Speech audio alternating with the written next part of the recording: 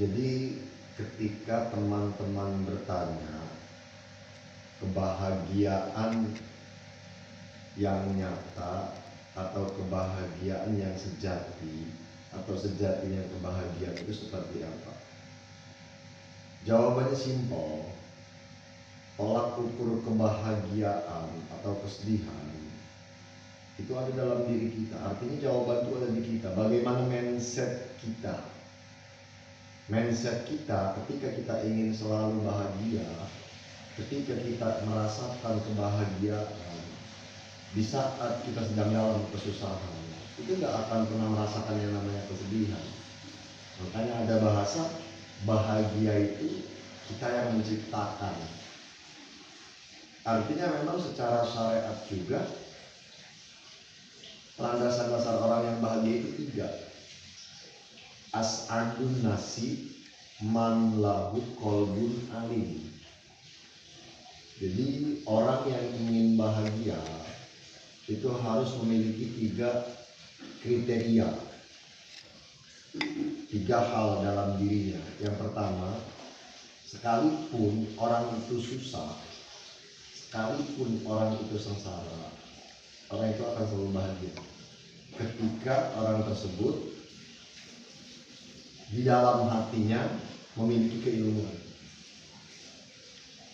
Makanya sebagian ulama mengatakan, Nabi berkata kebahagiaan itu ada tiga. Pertama, orang tersebut bahagia ketika orang tersebut mempunyai ilmu. Artinya pengetahuan atau keilmuan itu yang mengarahkan kita untuk selalu bahagia. Contoh, kita melihat sosok seorang manusia yang paling sempurna seperti Kanjeng Nabi. Ketika kita melihat Nabi Muhammad, misal saat Nabi Muhammad sakit, Nabi Muhammad bahagia. Saat Nabi Muhammad sehat, Nabi Muhammad bahagia. Saat Nabi Muhammad punya duit, Nabi Muhammad bahagia. Saat Nabi Muhammad gak punya duit juga, Nabi Muhammad bahagia. Karena yang menciptakan kebahagiaan itu dirinya sendiri. Kenapa Nabi selalu bahagia di saat Nabi susah? Identiknya kemanusiaan seseorang bahagia itu ketika senang, bukan bahagia ketika susah. Nabi mah di saat susah, di saat senang, Nabi mah selalu bahagia. Karena yang menciptakan kebahagiaan itu ya Nabi sendiri. Yang membuat Nabi bahagia itu ya Nabi sendiri. Dilandasi dengan apa? Dilandasi dengan keilmuan. Jadi artinya gini, analogi seperti ini. Ada orang yang berkata kebahagiaan itu disebabkan karena harta. Kebahagiaan itu disebabkan karena tahta ataupun jabatan. Kebahagiaan itu bisa disebabkan karena seorang wanita. Sebenarnya sekalipun dia punya banyak harta, sekalipun dia tinggi jabatannya atau tahtanya tinggi, sekalipun dia punya istri yang baik, yang cantik, yang solihah, ataupun banyak istrinya, banyak wanita yang ada di sekelilingnya yang mendampingi hidupnya, ketika dia tidak dilandasi dengan keilmuan, dia sulit untuk merasakan kebahagiaan karena hartanya, untuk merasakan kebahagiaan karena jabatannya, untuk merasakan kebahagiaan karena sosok seorang wanita. Makanya gak sedikit orang yang punya banyak harta, artinya orang yang kaya, masih kelihatan pusing, kelihatan seperti banyak masalah. Bahkan orang yang miskin itu kelihatan senang, kelihatan bahagia. Makanya tolak ukur orang yang bahagia bahkan bukan karena banyak harta, bukan karena jabatan, bukan karena banyak wanita, karena punya ilmu. Ketika dia memiliki keilmuan, dia tahu di saat dia punya harta itu titipan. Bahagia dia ketika dia punya harta, atau ketika dia kaya. Ketika dia miskin, dia juga bahagia karena dia tahu kalau hartanya titipan bakal diambil sama yang punya. Makanya problem kenapa kita sulit untuk bahagia sekalipun kita banyak hartanya? Karena kita nggak punya ilmunya, kita nggak tahu seperti apa caranya bahagia. Makanya kenapa orang-orang solih itu, para wali, para nabi, apapun situasi dan kondisinya, mereka selalu bahagia. La khaufun walahum yahzanun. Mereka nggak pernah khawatir, mereka nggak pernah takut menjalankan kehidupan, baik senang ataupun susah. Dan mereka nggak pernah sedih ketika merasakan kesusahan. Selalu di dalam hati mereka ada ketenangan. Nah, ketenangan yang masuk ke dalam hati itu digiring atau diarahkan dengan keilmuan yang kita punya. Makanya kenapa orang yang ngaji itu cenderung dia lebih rileks, dia lebih santai. Karena dia ngaji, karena dia belajar, karena dia tahu segala sesuatunya titipan. Makanya ketika kita ada di depan, kita harus ingat ke belakang. Karena suatu saat yang tadinya kita ada di depan, bisa jadi besok kita di belakang. Artinya begini, ketika kita kaya, kita harus ingat miskin. Kalau kita mau bahagia mah, karena nanti setelah kekayaan itu hilang ataupun harta yang Allah titipkan kepada kita diambil oleh Allah, lalu kita jatuh miskin, kita bakal bahagia karena kita tahu dari awal juga sudah kepikiran sama kita ketika kita kaya. Makanya kebahagiaan itu kan tenangnya hati. Orang yang paling bahagia itu kan orang yang hatinya tenang. Nah, orang yang hatinya tenang itu sehingga orang itu bisa bahagia karena diarahkan dengan keilmuan. Makanya sampai ada bahasa mereka para wali sakinuna tahta majaril aqdar. Mereka orang-orang yang tenang di bawah rel putaran takdir Allah. Dikasih susah senang, bahagia, dikasih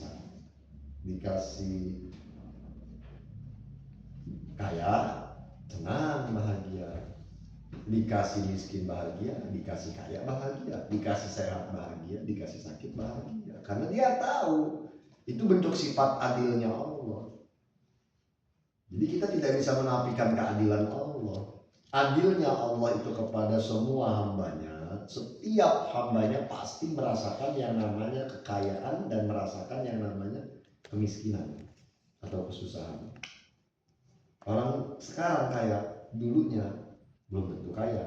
Makanya orang yang dulunya miskin bisa jadi kedepannya kaya. Orang yang dulunya kaya bisa jadi kedepannya miskin.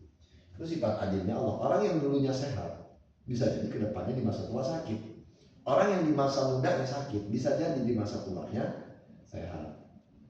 Seperti Nabi Ayub. Makanya Nabi Ayub tenang, Nabi Ayub senang, Nabi Ayub bahagia ketika Nabi Ayub sakit. Arti bahagia di situ Nabi Ayub lapang dada, Nabi Ayub terima karena Nabi Ayub punya ilmu. Nabi Ayub tahu kalau Allah itu adil. Ketika Nabi Ayub dipuji oleh Allah, diberikan oleh Allah penyakit. Dalam satu keterangan Nabi Ayub usia 70 tahun. Penyakit yang Allah berikan kepada Nabi Ayub, perbedaan pendapat para ulama, ada yang mengatakan 18 tahun. Ada yang mengatakan 7 tahun, 7 bulan, 7 hari. Ada yang mengatakan 3 tahun. Nah, jadi sebentarnya Nabi Ayub sakit atau lamanya Nabi Ayub sakit 18 tahun, Nabi Ayub bahagia. Karena ketika Nabi Ayub sakit, istrinya berkata ke Nabi Ayub, "Wahai suamiku, kenapa engkau tidak berdoa kepada Gusti Allah? Sedangkan engkau Nabi Allah, ketika engkau berdoa, Allah langsung menyembuhkan penyakitmu," kata istrinya. Terus kata Nabi Ayub, "Saya malu kalau saya berdoa meminta agar supaya penyakit saya disembuhkan oleh Allah. Selama 70 tahun saya dikasih sehat. Sekarang saya sakit baru sebulan 2 bulan, saya ngeluh, saya minta sakit. Ini bentuk adilnya Allah," kata Nabi Ayub. "Dulu saya dikasih sehat, sekarang saya dikasih sakit." Jadi artinya gini, Nabi Ayub sehat, senang, tenang, bahagia. Begitu juga ketika Nabi Ayub sakit, senang, tetap bahagia, tenang. Kalau Nabi Ayub nggak senang sakit, kalau Nabi Ayub nggak tenang sakit atau berdoa, Nabi Ayub Gusti Allah minta disembuhkan penyakitnya. Nah di situ kan yang mengarahkan kita untuk bahagia itu landasan dasarnya akarnya keilmuan. Sehingga dengan sebab adanya ilmu masuklah ketenangan yang ada dalam hati kita. Di saat kita di atas perekonomiannya kita tenang karena kita tahu ini titipan dari Allah. Dan kita juga sadar, kita juga tahu kalau suatu saat ini juga akan diambil sama Allah. Jadi di saat kita ngedrop perekonomian kita ada di bawah, kita juga tenang, bahagia karena tahu ya. Gitu. Makanya orang bahagia mah tolak ukurnya yang pertama ilmu. Kan kebahagiaan orang itu kan orang yang tenang hatinya. Dia bukan karena harta. Kalau kebahagiaan seseorang diukur karena harta, alangkah orang miskin itu nggak akan pernah merasakan kebahagiaan. Alangkah banyaknya orang miskin itu nggak akan pernah bisa merasakan kebahagiaan. Karena yang harus bahagia orang kaya. Sekalipun benar, memang benar, kekayaan atau harta yang kita punya itu bisa menyebabkan kita untuk bahagia. Nah ketika kita punya harta, di saat kita nggak punya ilmu, harta itu bisa jadi problem. Bukan kita bahagia karena kita punya banyak harta ataupun kita kaya, malah kita makin pusing ketika kita punya harta, ketika kita nggak punya ilmu, malah nambah masalah. Makanya benar, harta itu bisa menyebabkan kita bahagia kalau kita punya harta dilandasi dengan keilmuan. Makanya harga mati belajar ilmu agama. Nah, Nabi itu memerintahkan kita utlubil ilma atau utlubul ilma minal mahdi ilal lahdi. Dan cari ilmu dari lahir sampai meninggalnya. Arti cari ilmu dari usia dini. Di saat kalian masih anak-anak umur 7 tahun mulai belajar sampai 10 tahun sampai 15 tahun terus sampai kalian meninggal dunia. Artinya dituntut sama Nabi kita punya ilmu. Karena ilmu itulah akar yang bisa mengarahkan kita untuk merasakan kebahagiaan. Sekalipun kita punya banyak harta, ketika kita nggak punya ilmu, harta itu bisa jadi problem, harta itu bisa jadi masalah. Bukan yang membuat orang tersebut bahagia, malah membuat orang tersebut terkesan seperti banyak masalah. Ini problem orang-orang kaya, problem orang-orang yang punya uang, problem para sultan kalau bahasa sekarang. Problem sultan itu problemnya mereka itu baik mau sedekah memang baik, banyak orang kaya yang gemar bersedekah, banyak orang kaya yang ahli sedekah banyak, tapi itu bisa menjadikan problem ketika dia tidak mempelajari ilmu agama. Makanya umumnya lihat di mana-mana rata-rata orang kaya jarang pengajian. Ada orang kaya pengajian ada, cuma nggak lebih banyak dibandingkan yang nggak ngaji. Artinya 70% bisa jadi orang kaya nggak pernah ngaji. Dan itu sudah merasa cukup merasa punya harta. Tapi secara hakikat harta itu belum tentu bisa membuat dia bahagia kalau tidak dilandasi dengan keilmuan. Karena kalau tolak ukur bahagia itu mutlak disebabkan karena punya banyak uang, punya banyak harta, berarti orang miskin itu gak akan pernah bahagia. Alangkah di depan mata kita, di sekeliling kita, orang yang gak punya apa-apa kelihatan tenang, kelihatan senang, kelihatan bahagia. Tapi orang yang kelihatan di sekeliling kita punya harta banyak, punya rumah banyak, punya tanah banyak, rumah mewah, kita sering melihat yang lain seperti banyak masalah. Artinya tolak ukur bahagia secara mutlak bukan karena harta, itu maksudnya. Begitu juga karena jabatan. Nggak jadi jaminan orang yang jabatannya tinggi, orang yang tahtanya tinggi bahagia. Bahkan masyarakat di kalangan bawah yang nggak punya jabatan, yang nggak punya tahta, dia kelihatan tenang hidup, kelihatan bahagia. Yang punya tahta tinggi atau jabatan tinggi, pemimpin negara, pemimpin provinsi, pemimpin kota, belum tentu hatinya tenang. Kebahagiaan itu cuma satu. Kebahagiaan manusia terbesar itu kan tenangnya hati. Sehat itu nomor 2. Jadi orang yang diberikan oleh Allah nikmat berupa sehat, tapi ketika tidak diberikan nikmat berupa tenangnya hati, percuma. Dia sehat tapi hati dia gak tenang, itu gak akan bahagia. Mendingan dia diberikan hati yang tenang sekalipun dia dikasih sakit.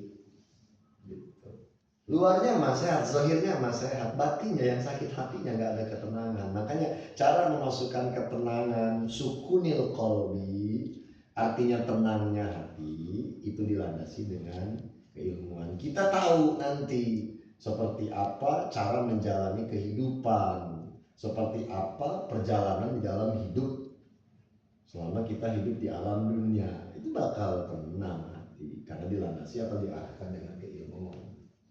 Makanya lihat para ulama, mereka tenang, mereka hanya mengajar ngaji, profesi mereka kan hanya setiap hari kumpul dengan para santri di pondoknya, tapi mereka tenang, mereka nggak takut, mereka nggak bisa makan, mereka nggak takut, mereka nggak bisa merokok misal, mereka nggak takut, mereka nggak bisa ini itu enggak, karena dilandasi dengan keilmuan. Mereka yakin kalau mereka ibadah, tujuan mereka baik, tujuan mereka ibadah, menyampaikan atau mensiarkan ilmu agama, nggak mungkin nggak dijamin oleh Allah rezekinya. Itu kan keilmuan. Jadi sehingga ketika dia ataupun mereka para ulama, para kiai yang ada di pondok pesantren, guru-guru kita yang kita lihat nggak pernah kerja, artinya nggak ada kerjaan, nggak pernah kerja di toko, nggak pernah kerja di gudang, kerjanya setiap hari cuma ngajar ngaji. Mereka punya ilmu, makanya mereka nggak pernah gelisah. Mereka yakin mereka mensiarkan agama Allah, masa iya nggak dijamin rezekinya sama Allah gitu. Makanya tolak ukur kebahagiaan itu bukan sebab mutlak karena punya banyak harta, karena tinggi tahtanya, ataupun karena banyak wanitanya. Kalau tolak ukur bahagia seperti itu, berarti orang yang bahagia itu harus punya harta, harus punya tahta, harus punya banyak seorang wanita, istrinya 4 baru bahagia. Jangan kan istri 4 bahagia, orang istri 1 dia bahagia ganti, istri 1 bahagia dia susah, kayak mana mau bahagia jadi marahin terus yang gitu. Apalagi punya istri 4, dimarahin kuping sebelah kanan, dimarahin kuping sebelah kiri, dimarahin dari depan, dimarahin dari belakang. Intinya gitu. Makanya tolak ukur bahagia itu bukan semata-mata mutlak karena harta, karena tahta, karena wanita. Sebenarnya gini, yang membuat kita tidak bahagia, yang membuat kita tidak tenang, itu karena kita ingin selalu di depan. Jadi karena kita ingin selalu di depan, namun posisi kita belum ada di depan. Itu kadang yang membuat hati kita timbul kegelisahan dan jauh dari ketenangan. Makanya ada bahasa gini, jadi punya keinginan boleh, punya cita-cita yang tinggi boleh, tapi ingat Allah yang menetapkan takdir gitu. Makanya A'a punya kata-kata hari ini. Jadi kata-kata hari ini seperti ini, kan lagi viral kata-kata hari ini. Jadi kalau kita mau bahagia, jangan jadi orang yang ingin selalu di depan ketika belum bisa berjalan. Lebih baik jadi orang yang ada di belakang, mengikuti orang yang berjalan, agar supaya kita tahu sampai mana kita menemukan titik dan tujuan kita gitu. Kadang kita ini kenapa nggak bahagia? Karena kita memaksakan, karena kita memaksakan kehendak. Yang sulit membuat kita bahagia itu karena kita memaksakan kehendak. Kita mau di depan, sedangkan kita belum bisa jalan gitu. Kita memaksakan posisi kita agar selalu di depan, tapi kita belum bisa jalan. Makanya lebih baik kita ada di belakang, ikuti orang yang berjalan. Agar supaya apa? Agar supaya kita tahu sampai tujuan gitu. Kita tahu nanti tujuan kita kemana, kita bakal tahu ketika kita mengikuti orang yang berjalan. Orang yang ada di depan kita berjalan, di depan kita, contoh dia lurus, kita tahu kita mau lurus atau kita mau mengkol, kita mau ke kanan atau kita mau ke kiri. Jadi ya kata-kata hari ini seperti itu. Jangan jadi orang yang ingin di depan kalau belum bisa berjalan. Lebih baik di belakang, ikuti orang yang berjalan agar tahu caranya sampai tujuan. Lebih baik. Artinya jangan pernah memaksakan yang bukan ranah kita. Makanya kalau bukan ustadz ya jangan maju gitu. Kalau tidak memenuhi kriteria, tidak memenuhi kemampuan dalam masalah agama, jangan tampil. Jangan memaksakan, nantinya celaka. Contoh kita nggak mengerti dalam bidang agama, jangan sok tahu membicarakan tentang ilmu agama. Ikuti yang mengerti tentang ilmu agama, biar kita tahu maksudnya seperti apa cara beragama gitu. Celaka karena nantinya kalau kita memaksakan. Ketika kita tidak mengerti tentang ilmu agama dan kita tidak mempunyai guru, kita tidak berguru, kita mengerti tentang ilmu agama hanya sebatas membaca buku, celaka, bahaya. Karena nggak akan sampai sahabatnya ke Kanjeng Nabi. Makanya ketika kita masih ada di belakang, di saat kita belum bisa berjalan, lebih baik di belakang, ikuti orang yang sudah bisa berjalan agar supaya kita sampai tujuan. Itu maksudnya. Nah, jadi tolak ukur orang bahagia, kalau kita mau bahagia sejatinya, tidak harus dilandasi dengan harta, tidak harus dilandasi dengan tahta, tidak harus dilandasi dengan wanita. Tolak ukur bahagia manusia itu satu, tenangnya hati. Percuma banyak harta kalau hati nggak tenang, percuma tinggi jabatan kalau hati nggak tenang, gelisah terus setiap harinya, nggak akan menemukan titik kebahagiaan. Dan percuma punya banyak istri kalau hati nggak tenang, setiap hari dimarahin. Sama istri pertama dimarahin, istri kedua dimarahin, istri ketiga dimarahin, istri keempat dimarahin, nggak tenang hati. Makanya sama seperti anak yang bakti kepada kedua orang tua.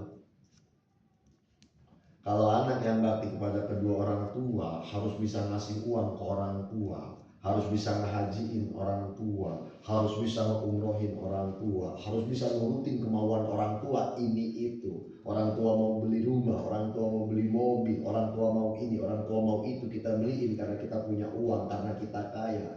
Terus kita dicap sebagai anak yang bakti kepada kedua orang tua. Kalau bakti kepada kedua orang tua harus kayak alangkah banyak orang miskin yang tidak bisa bakti kepada kedua orang tua. Makanya adilnya Allah menetapkan anak yang bakti kepada kedua orang tua berdasarkan hadis Nabi. Cukup kita bakti kepada kedua orang tua, minimalnya atau paling rendahnya kita bakti kepada kedua orang tua di saat kita mendoakan orang tua fi kulli yaumin wa lailatin khamsa maratin, setiap harinya sebanyak 5 kali. Orang kaya bisa ngedoain orang tua, orang miskin bisa ngedoain orang tua. Jadi orang miskin bisa bakti ke orang tua, orang kaya bisa bakti ke orang tua. Adil gitu Allah. Kalau misalkan hanya sebatas orang kaya aja bisa bakti kepada kedua orang tua karena nurutin keinginan orang tua ini itu dibeliin sama anak yang kaya, berarti anak yang miskin tidak bisa berbakti pada kedua orang tua. Ya begitu juga. Kalau tolak ukur bahagia disebabkan karena harta, tahta, wanita, berarti orang yang nggak punya harta, nggak punya tahta, nggak punya wanita nggak bisa untuk bahagia. Makanya bahagia itu bukan karena itu. Bahagia itu tenangnya hati. Yang pertama disebabkan karena keilmuan. Nah, kalau mau bahagia ngaji. Kalau mau bahagia banyak-banyak ngaji, banyak-banyak belajar ilmu agama. Ilmu agama itu mengarahkan kita untuk bahagia kok. Ilmu agama itu mengarahkan kita untuk menenangkan hati di setiap situasi dan kondisi. Kenapa wali bahagia? Kenapa ulama bahagia? Ya karena punya ilmu. Lah apalagi Nabi, Sohibul Ulum. Nabi orang yang ahli ilmu, pusatnya ilmu, Nabi. Artinya ketika Nabi susah senang, ya Nabi bahagia. Itu yang pertama, letak kebahagiaan manusia yang paling bahagia. Yang pertama, ketika manusia tersebut memiliki keilmuan. Artinya ilmu agama. Ngaji, kalau mau bahagia ngaji. Jangan sebatas punya banyak harta, tinggi jabatannya tapi nggak mau ngaji. Sulit untuk bahagia. Ketika mengandalkan harta, mengandalkan jabatan tapi nggak punya ilmu agama, sulit untuk bahagia. Yang pertama. Yang kedua, wabadan sopir. Jadi orang yang paling bahagia itu orang yang sabar. Orang yang sabar bahagia. Ketika dikasih masalah, sabar menghadapi masalah. Jadi kenapa kita sulit untuk bahagia? Karena kita nggak sabar ketika dikasih ujian. Karena kita nggak sabar ketika dikasih masalah.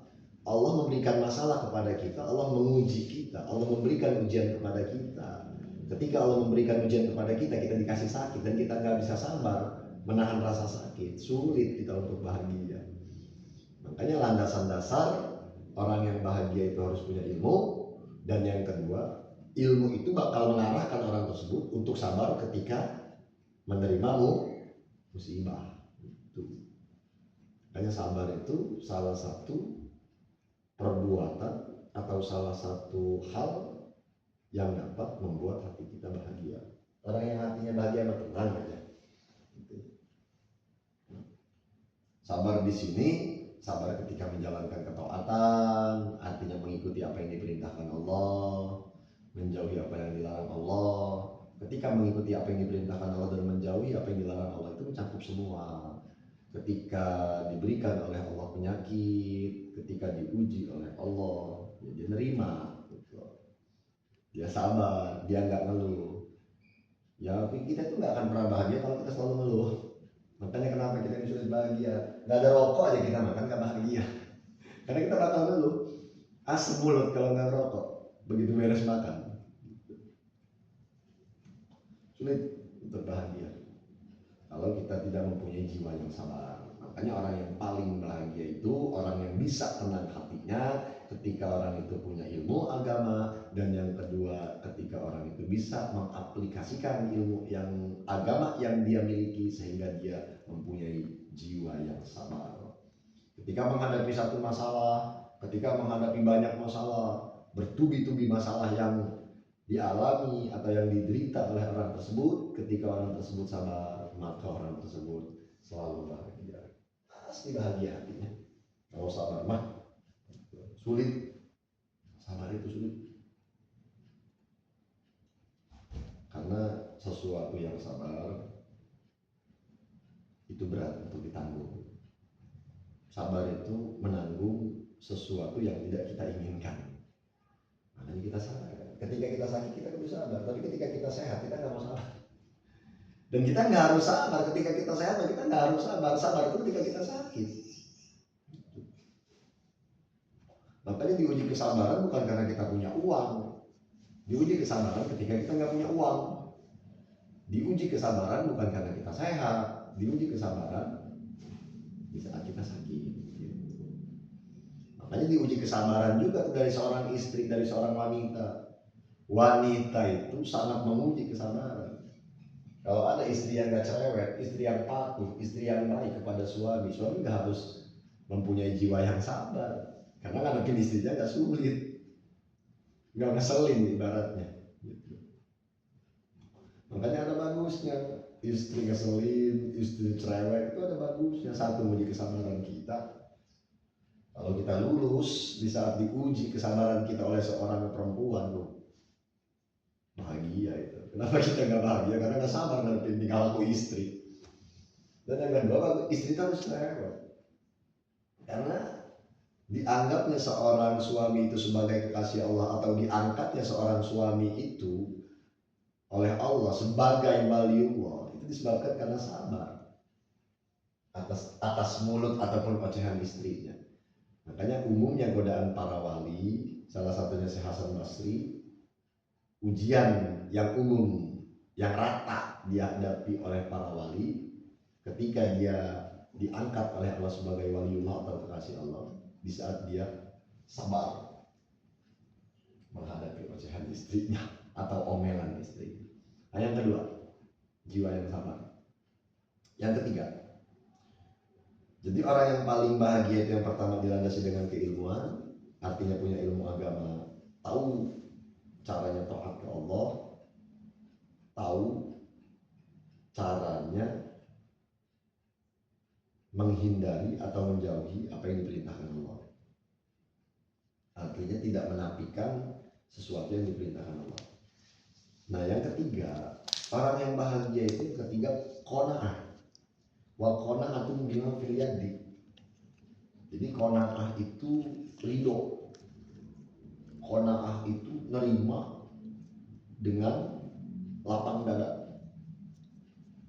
filiadi min kismatillahi ta'ala, dengan apapun yang Allah berikan kepada dirinya.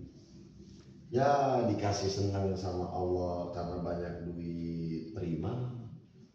Dikasih susah sama Allah kan ditahan rezekinya karena nggak punya duit, dia tuh dengan lapang dan bahagia. Itu makanya mereka, kenapa wali itu tenang, mereka orang-orang yang tenang di bawah rel putaran takdir Allah, karena mereka orang-orang yang qanaah. Dikasih sakit, nerima dengan senang hati. Dikasih sehat, nerima dengan senang hati. Dikasih kaya, nerima dengan senang hati. Dikasih miskin, nerima dengan senang hati. Di qanaah itu menerima dengan lapang dada pemberian yang Allah berikan kepada hambanya, atau yang Allah titipkan kepada hambanya. Wasukunil qalbi inda adamil maklufati, dan hati dia tenang ketika menginginkan sesuatu yang belum dia capai. Qanaah namanya.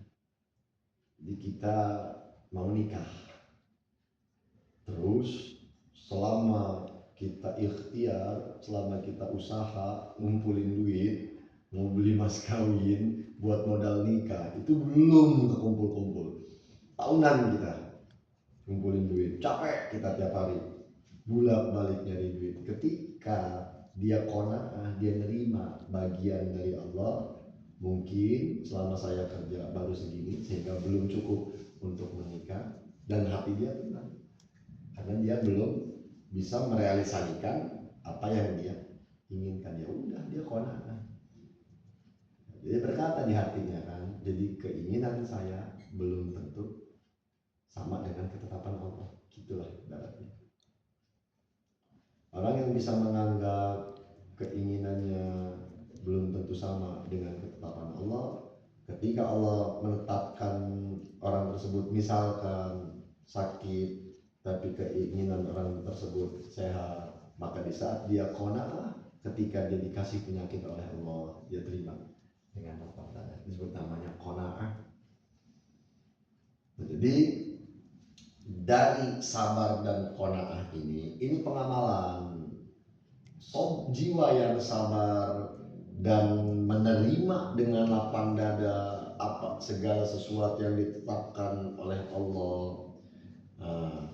Bisanya seorang manusia sabar, bisanya seorang manusia qanaah dengan ketetapan yang Allah berikan, itu dilandasi atau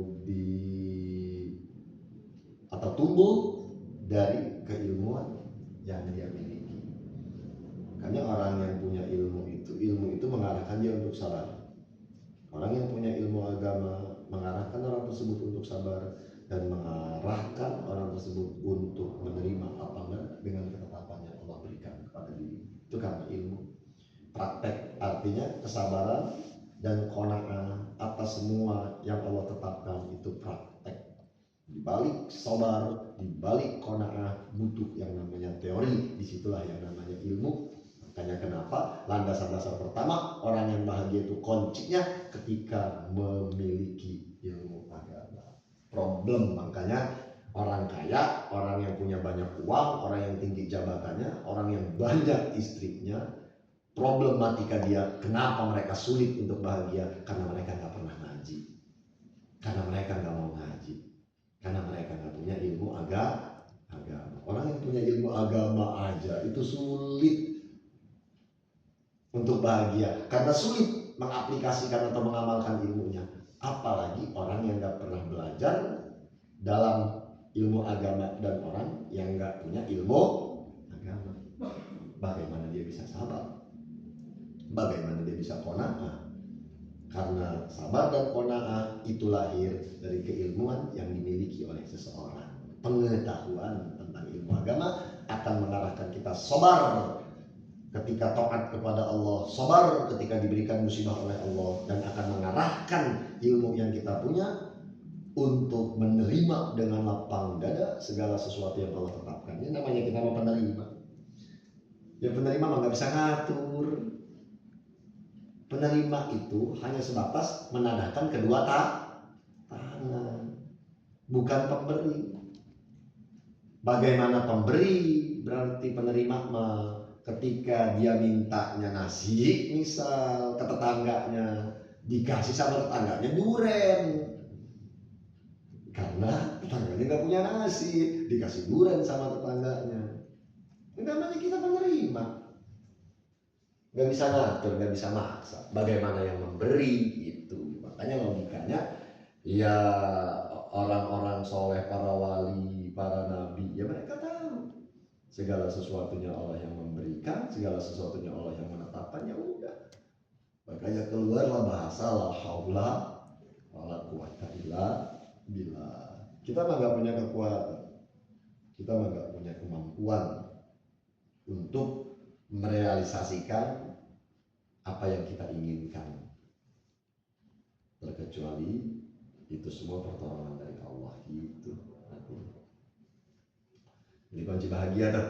Kalau kita mau tahu seperti apa sejatinya orang yang bahagia atau kebahagiaan yang hakiki, orang yang bahagia itu dilandasi yang pertama dengan ilmu agama, yang kedua mengaplikasikan ilmu agama yang dia punya sehingga timbul kesabaran dalam dirinya dan timbul keqonaahan atau timbul kelapang dadaan dalam dirinya dengan menyikapi segala sesuatu yang dititipkan oleh Allah kepadanya.